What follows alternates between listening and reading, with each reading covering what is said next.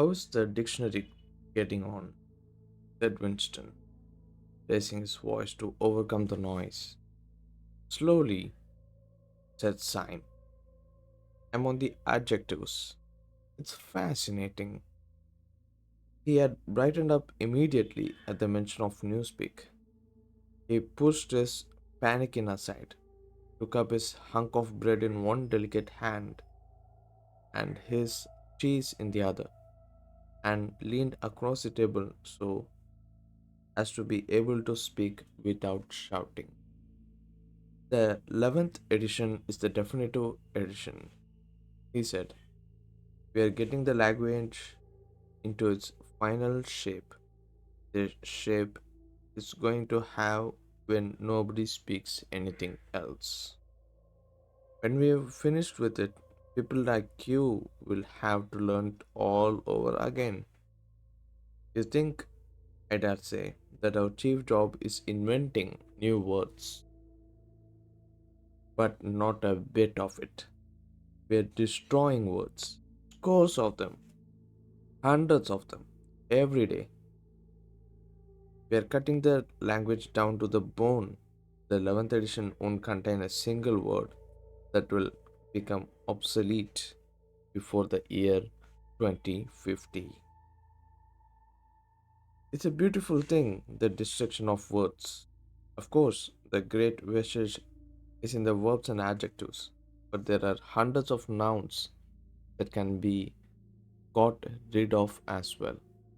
It isn't only the synonyms, there are also the antonyms. After all, what justification is there for a word which is simply the opposite of some other word? A word contains its opposite in itself. Take good, for instance. If you have a word like good, what need is there for a word like bad? And good will do just as well, better, because it's an exact opposite, which the other is not. Or again, if you want a stronger version of good, what sense is there in having a whole string of vague, useless words like excellent and splendid and all the rest of them? Plus good covers the meaning, or double plus good. You want something stronger still. Don't you see the beauty of that, Winston? It was BB's idea originally, of course, he added as an afterthought. A sort of vapid eagerness flitted across Winston's face at the mention of Big Brother. Nevertheless, Syme immediately detected a certain lack of enthusiasm. You haven't a real appreciation of Newspeak, Winston, he said almost sadly. Even when you write it, you're still thinking in old speak. I read some of those pieces that you write in, at times, occasionally. They're good enough, but they're translations. In your heart, you'd prefer to stick to old speak with all its vagueness and its useless shades of meaning. You don't grasp the beauty of the destruction of words.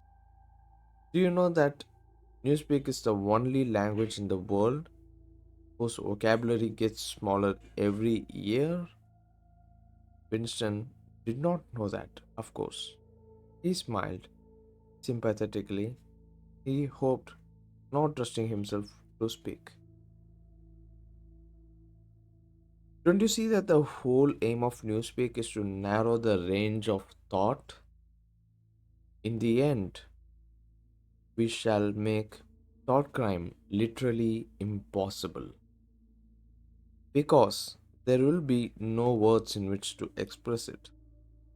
Every concept that can ever be needed will be expressed by exactly one word, with its meaning rigidly defined and all its subsidiary meanings rubbed out and forgotten. Already in the 11th edition, we are not far from that point, but the process will still be continuing long after you and I are dead. Every year, fewer and fewer words, and the range of consciousness always a little smaller. Even now, of course, there's no reason or excuse for committing thought crime.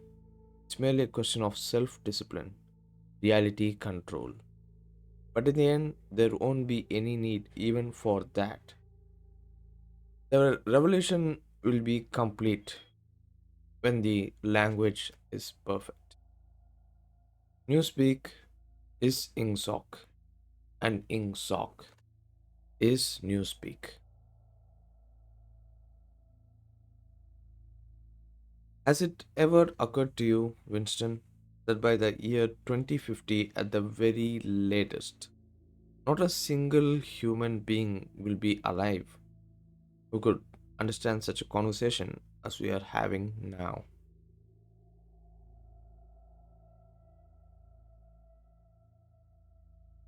By 2050, earlier probably, all real knowledge of old speak will have disappeared. The whole literature of the past will have been destroyed. Chaucer, Shakespeare, Milton, Byron, they'll exist only in newspeak versions, not merely changed into something different, but actually changed into something contradictory of what they used to be. Even the literature of the party will change, even the slogans will change. How could you have a slogan like freedom is slavery when the concept of freedom has been abolished?